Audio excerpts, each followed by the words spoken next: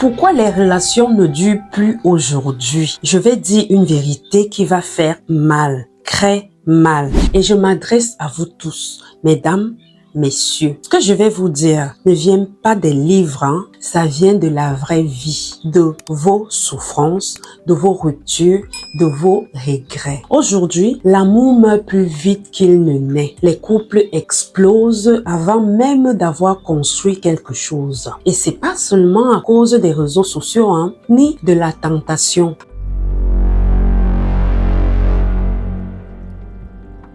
Les relations ne durent plus parce que personne ne supporte plus la frustration. Un petit désaccord, on bloque. Une parole déplacée, on ghost. Un défaut chez l'autre, on swap à gauche. Voilà où on en est. La fidélité devient un acte héroïque. L'engagement, un mot dépassé. Par exemple, une cliente me disait ceci. Je pensais qu'on allait se marier. Il m'a quitté parce qu'on ne rigolait plus autant. Et je lui ai demandé, et toi, tu faisais encore des efforts pour qu'il rie? Elle m'a répondu non. Je pensais que c'était à lui de raviver la flamme. Voilà le problème. Tout le monde veut recevoir, mais plus personne ne veut donner.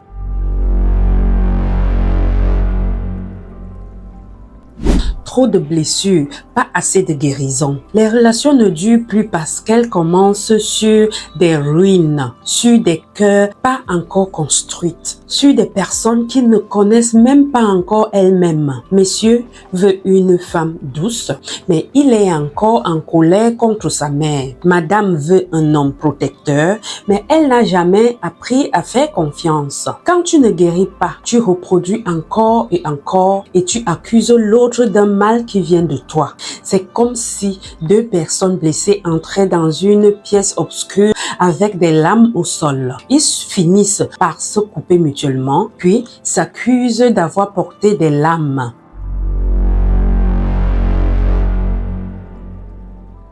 Trop de liberté tue la loyauté.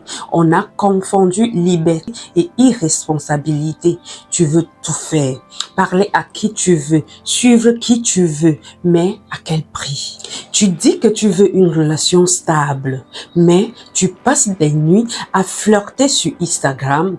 Tu dis que tu veux un homme sérieux, mais tu likes les vidéos des bad boys. Tu dis que tu veux une femme fidèle, mais tu réponds à tous les Snapchat de tes ex. Soyons honnêtes, est-ce qu'on cherche vraiment l'amour ou juste une présence temporaire qui nous flatte l'ego?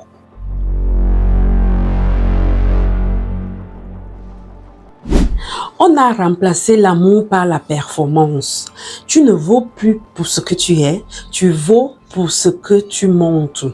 Si t'es pas drôle, sexy, riche, en forme, cultivé et spirituel, on te nexe directement. Avant, les gens s'aimaient pour leur humanité. Aujourd'hui, on s'aime pour nos statistiques sociales.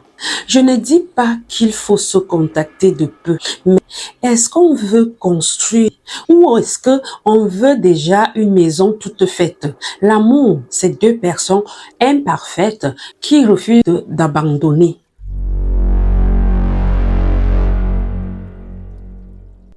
Les attentes irréalistes.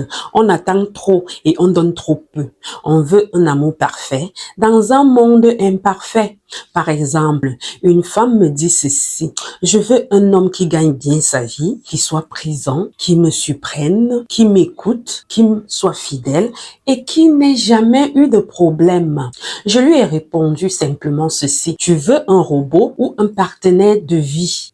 Et vous, messieurs, vous aussi, parfois, vous attendez une femme qui soit à la femme ta mère, ton amante, ta coach de vie et ta psy. Mais êtes-vous prêt à être tout ça pour elle aussi?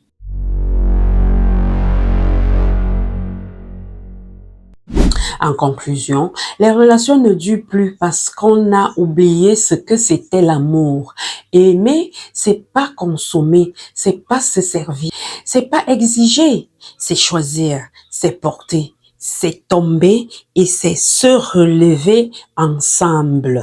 Alors, mesdames, messieurs, est-ce qu'on veut encore aimer ou est-ce qu'on veut juste être seul? Posez-vous de vraies questions, hein. Si cette vidéo t'a parlé, partage-la à quelqu'un qui croit encore en l'amour ou à quelqu'un qui a besoin de comprendre pourquoi il souffre. Et pour ceux qui veulent aller plus loin, Coach Rosignol vous accompagne ensemble et on reconstruit l'amour, le vrai amour et la vraie version.